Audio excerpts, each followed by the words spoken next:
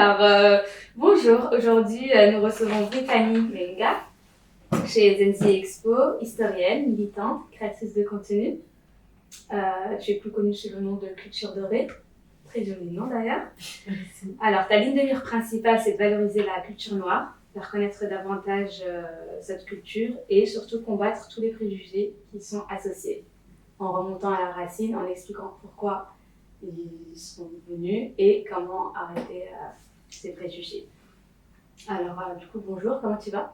Ça va très bien et toi? Oui, ça va. Heureuse de te recevoir parmi nous. Plaisir partagé. Merci. Donc, aujourd'hui, à travers tes vidéos, tu cherches à éveiller les consciences, éduquer et inspirer la communauté noire. Donc, la jeunesse, mais aussi les personnes un peu plus âgées, nos parents, nos grands-parents. Tu es spécialisée dans la redécouverte ainsi que la célébration de l'héritage africain et afrodescendant. Alors, est-ce que tu peux nous parler de toi un petit peu, de ton parcours et ce qui t'a poussé à la création de Culture Dorée? Alors, du coup, mon parcours, il est assez... je pense qu'il est... Je peux pas forcément dire s'il est linéaire ou pas. J'ai fait des études de... J'ai eu un bac littéraire, j'ai étudié les langues étrangères. J'ai fait une maîtrise en relations internationales. Et en fait, quand je passais mon bac littéraire, j'ai écrit un article. Bon, j'ai toujours été passionnée par l'histoire noire. Je ne sais pas pourquoi. Peut-être parce que je suis noire ou quoi. Peut-être, ça peut jouer à quelque chose. Voilà. En quatrième, j'ai écrit mon premier poème. On avait pour mission d'imposer... Enfin, dans le poème, on devait mettre le vers. Les plus beaux paradis sont ceux que l'on a perdus. On avait cette liberté d'écriture. Et moi, j'ai écrit un texte sur l'Afrique. En quatrième? En quatrième. J'ai eu une super bonne note. Hein. La prof, elle était choquée. Et là, je me suis rendu compte que j'avais ça t'a marqué, un vrai intérêt pour l'Afrique. Ma mère était fière de moi. Et comme mon grand-père était professeur de français, mon feu grand-père, ma mère me disait « Mais ton grand-père, il serait tellement fier de toi parce que t'as un truc, tu vois. » Et quand j'arrive au lycée, j'ai commencé à lire pas mal de thèses sur Cheikh Anta Diop, beaucoup m'intéresser à cette histoire, donc j'ai rejoint le journal du lycée. Et dans le journal du lycée, il faut savoir qu'à cette même période, j'étais victime de racisme, puisque dans mon quartier, dans mon bâtiment, on avait une voisine qui n'aimait pas les Noirs, et donc qui voulait absolument qu'on soit expulsés. Donc elle est partie voir la police, et elle leur a dit que mes parents me battaient et j'étais maltraitée. Donc pendant plusieurs semaines, j'ai été suivie par la police, en allant à l'école, en revenant de l'école. Tous mes faits et gestes étaient suivis par la police en fait. Donc partout où j'allais, je savais qu'il y avait la police quelque part qui regardait en fait. J'ai dû aller témoigner, enfin bref, c'était tout et n'importe quoi. Et en même temps, je me questionnais beaucoup sur mes origines, sur qu'est-ce que je suis en fait, pourquoi est-ce qu'on m'aime pas. J'ai eu plein d'histoires de racisme à l'école, enfin bref.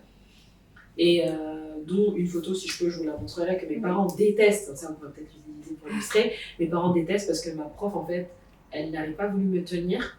Et du coup, je me suis retrouvée sur la photo de classe totalement à côté. Alors que tous les autres étaient de l'autre côté. La prof, elle a tenu l'enfant qui était un peu sur le côté. Et moi, la prof, elle n'a pas voulu me toucher en fait. T'étais la seule noire dans ouais, dans ta classe? On était deux noirs. Et l'autre, elle était au milieu, donc ça va. Donc, mais moi, j'étais vraiment celle qui était sur le côté. Et quand tu vois ma tête, quand j'ai pris la photo toute seule et quand j'ai pris la photo avec la classe où on m'a mis sur le côté, c'est deux mondes différents. C'est pas du tout la même Brittany. Mais alors, pas du tout. Tu passais de la petite fille heureuse d'avoir la petite photo de classe, toute belle, toute pomponnée à... Donc, je sais plus ce qui s'est passé, mais ma mère m'avait clairement dit que c'était du racisme. Et donc, bref, j'arrive au lycée, je me pose beaucoup de questions sur mon identité. Je découvre Cheikh Anta Diop, je découvre l'histoire des Noirs afro-américains. Et donc, je décide d'écrire un article sur ma position en tant que femme noire et française. Et en fait, à la fin, je dis, ce serait bien qu'on rééquilibre et qu'on parle des inventions noires. Comme ça, on connaît les inventeurs blancs, mais on connaît aussi les inventeurs noirs, et du coup, ça évite les clichés racistes. J'ai écrit mon article, et en fait, je me suis mangé une vague de tout et n'importe quoi. J'ai un prof qui était mon prof d'anglais qui aimait énormément mon travail parce que j'étais parmi les meilleurs en anglais. Et en fait, il m'a donné un mot en cachette où il y avait écrit en anglais, tu as écrit un merveilleux article.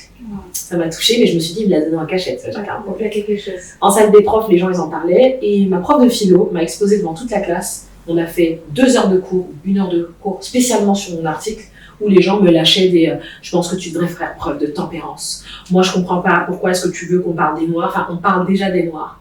Ah ouais? À quel moment? Là, c'est de la part des professeurs. Non, là, c'est les élèves qui s'acharnaient sur moi. Et la professeure m'avait laissé comme ça. Voilà. Et je lui dis, ah oui, on parle des Noirs déjà, mais à quel moment? Bah, je sais pas, on parle de l'esclavage, on parle déjà beaucoup des Noirs. Donc je pense que tu devrais faire preuve de tempérance, c'est tout.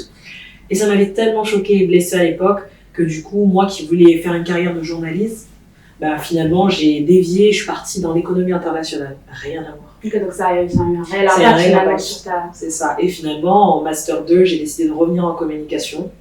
Mais c'était toujours la com digitale. Oui, t'as toujours été dedans. Voilà, j'ai travaillé avec les influenceurs, négocié les tarifs et j'étais sur la zone Afrique à un moment donné. Mais j'ai toujours été en lien avec les afrodescendants, j'ai toujours voulu mettre en avant les Noirs, etc. Parce que je savais que c'était dur. Et finalement, l'entreprise dans laquelle je travaillais, elle a dû fermer. Et quand elle a fermé, je me suis dit, qu'est-ce que je fais? J'ai bien envie de tester aussi l'influence, mais il faut que ce soit un sujet qui me parle, quelque chose qui me passionne. Mais j'avais pas de sujet, et un jour, j'ai des amis, un couple d'amis qui se sont disputés. C'était une haïtienne et le mari était congolais, et le mari clashait sa femme sur Haïti. La femme me contacte devant tout le monde parce qu'on faisait des sessions de jeu, c'était pendant le confinement. Et elle me fait, Brittany, j'ai rien contre mon mari là, mais à chaque fois il clash mon pays, j'en peux plus. Toi, t'as pas mal de connaissances, t'as pas une story time, un truc à me donner et tout? Sur le Congo. Voilà, sur le Congo. Je dis, t'essayes de me discréditer, je suis congolaise.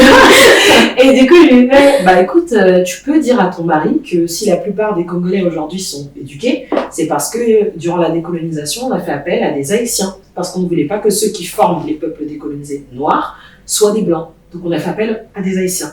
Au Congo, Kinshasa, mais aussi au Gabon, etc. Ouais, mais je savais pas. Elle pensait pas à ça, elle pensait à des clichés. Mais elle était quand même contente et fière parce que tu sais, ça changeait de l'image des Haïtiens qui est assez médiatisée et qui est assez négative, alors que l'histoire haïtienne, c'est incroyable, tu vois. Et beaucoup d'autres histoires noires dépendent de l'histoire haïtienne, mais ça on le connaît pas, on le sait pas. Donc du coup, son mari s'est tué, tout le monde était bluffé. Waouh, moi j'étais en mode, mais c'est rien les gars, enfin, c'est tellement mon cerveau.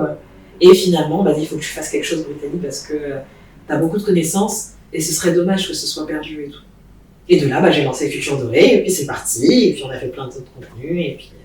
Mais du coup, tu parlais de ta mère qui te disait que tu avais subi du racisme par rapport à la photo de classe et que ton grand-père serait fier de toi par rapport à tes articles écrits. Ça veut dire qu'à la maison, vous aviez ce sujet de conversation sur la représentation noire, sur le fait d'être noir en France. Représentation, mais ouais, quand t'es plus jeune, en tout cas moi je suis née dans les années 90, c'est vrai que nos parents nous préparaient quand même à ça. C'est-à-dire que par exemple j'ai un petit symptôme, je sais pas si les autres l'ont, mais j'ai vu que Assa Traoré elle l'a aussi, c'est qu'en fait tu ne sors pas de la maison sans ta pièce d'identité, tu vois. Après quand t'es un ado, tout ça, on s'en fiche, mais je veux dire, dès l'âge adulte, ma mère m'avait mis dans la tête qu'il faut toujours que tu aies ta pièce d'identité avec toi. Pourtant je suis française, tu vois. Mais c'est un petit réflexe. T'as d'autres petites choses qu'on te dit, si la police elle hausse le ton ou autre, tais-toi. Ne cherche pas un truc, même si t'as raison. Parce que, en fait, c'est pour ta sécurité. On voit ce qui se passe, les bavures policières, etc. Donc, mes parents m'ont quand même appris que, voilà, il y a des choses. Quand j'étais en direction vers un burn-out, malheureusement, pour racisme et harcèlement moral, la première chose que mon père il m'a dit, c'est Brittany, nous on est forts. Déjà, c'est pas le bon réflexe, mais c'est pas de sa faute. Il savait pas, voilà, on a dit Brittany, nous on est forts, il faut pas que tu calcules ça, toi continue ton travail parce que t'as un CDI. Le fameux CDI. Les fameux CDI prisonniers, tu vois. Et donc non, mes parents ont toujours eu cette volonté de me protéger face au monde qui nous environnait, face au racisme. Et mon père m'a toujours partagé justement cette fierté d'être noir. C'est pour ça que je ne me dépigmente pas la peau. Donc cette fierté d'être noir et de connaître notre histoire, de s'intéresser à l'Afrique, de s'intéresser à l'Afrique mondialement connue entre guillemets, donc aussi l'Afrique de la diaspora africaine. Et donc c'est mon père qui m'a donné cet attrait aussi pour la Caraïbe, l'Amérique du Sud, et voilà. Et au niveau des femmes noires, tu as dit que tu voulais ta place en tant que femme noire. C'est parce que tu voyais pas de représentation autour de toi ou Non, effectivement, je trouvais pas de représentation en tant que femme noire. Les seules représentations que je voyais inconsciemment, c'était cette hypersexualisation des femmes noires que tu retrouves dans les clips. Et puis bon, c'est vraiment une période où c'est pas comme aujourd'hui, tu vois, depuis les années 2012, la 2010aine là, jusqu'à la 2020aine là, où t'as vraiment de tout. À l'époque, on sortait des clichés, T'avais encore des personnes qui pouvaient être critiquées sur leurs cheveux, sur leur peau, à la télévision, mais de manière gratuite. Et il n'y avait pas de répression, enfin, ni de réprimande par rapport à ça. C'était normal. Donc voilà, c'était normal. Donc moi, en tant que jeune fille noire, et puis moi j'habitais dans une ville, Arcueil, aujourd'hui t'as beaucoup de mixité, mais à l'époque, je pouvais être dans une classe où on était 2 noirs. Je crois que le maximum en primaire, c'était peut-être 5 noirs. Tu me dis ça me... en mode Arcueil. Ah ouais, tu vois. Bon, et pourtant, c'est proche Paris, mais vraiment, il y avait des classes où il n'y a pas beaucoup de noirs. Tu sais, ça me rappelle une petite anecdote où on avait un spectacle, on devait danser. Moi, je dansais avec Eros. Et du coup, la prof avait dit de faire une queue de cheval. Et moi, je savais pas ce que c'était qu'une queue de cheval, tu vois. Elle dit non, on fait une queue de cheval pour que voilà, les cheveux ils fassent ça et tout. Je dis, ah bah bien. Maman, la prof, elle a dit, la maîtresse, elle a dit qu'il fallait faire une queue de cheval, mais c'est quoi une queue de cheval? Après, elle me dit, bah tu sais, c'est quand on prend tes cheveux et on les attache. C'est plus une queue de mouton, c'est pas une queue de cheval. Et elle me fait, non, mais parce que tu sais, les petites filles blanches, elles ont les cheveux lisses, et du coup, bah, la queue de cheval, ça fait ça. Et en fait, parce que dans la danse, tu sais, on dansait comme ça, donc les cheveux, ils font ça, quoi. Et en fait, je regardais les petites filles blanches, et je me disais, purée, j'aurais tellement voulu avoir les cheveux comme elles, pour que moi aussi, quand je danse avec Eros, bah, mes cheveux, ils passent ça, tu vois. Sauf que moi, j'avais beau essayer de faire ça, ça bougeait pas. Mais tu vois, c'était des petites choses comme ça, où j'aurais apprécié à ce moment-là, avoir des modèles de femmes noires, qui assument leurs cheveux afro, qui assument leur africanité, et pouvoir m'identifier. Pourtant, elles existaient déjà à cette époque-là. Mais c'est vrai que médiatiquement parlant, c'est pas ce qu'on voyait le plus. Oui, parce que ça peut facilement nous bloquer. Une petite histoire de queue de cheval, c'est bon, si je peux pas le faire là, c'est-à-dire que je ne peux pas faire de danse. Ah, c'est ça. Parce qu'en dansant, il faut bouger les cheveux. Bah oui, c'est ça. J'avais cette vision-là aussi. C'est ça.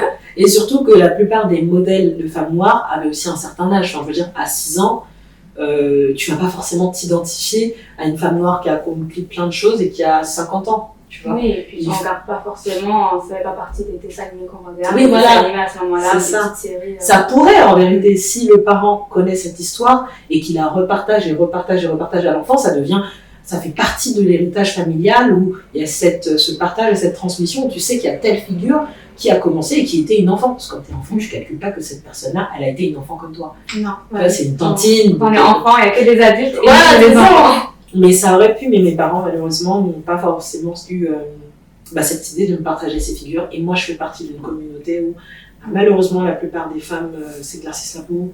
Par exemple, des mariages, beaucoup perruques, faux cheveux, etc. Donc, c'était un peu compliqué niveau identification féminine. Et comment tu as eu donc Parce qu'à l'époque aussi, aujourd'hui, c'est un peu plus facile de faire des recherches, on va dire, même si ça reste un grand fouillis, mais c'est quand même plus accessible qu'avant. Ouais. Toi, à l'époque, que les bibliothèques, à la bibliothèque municipale, mais dans les petites bibliothèques municipales, il y avait cette représentation. Est-ce que tu as trouvé tes réponses? Non, pas dans les bibliothèques municipales. Ma mère a fait un bon travail quand même quand j'étais plus jeune, avec mes cheveux, où elle les entretenait bien. J'avais beaucoup de cheveux, franchement, rien à dire. Sauf qu'un jour, elle n'était pas là et ma sœur, elle les a défrisés. Depuis ce jour, c'était n'importe quoi.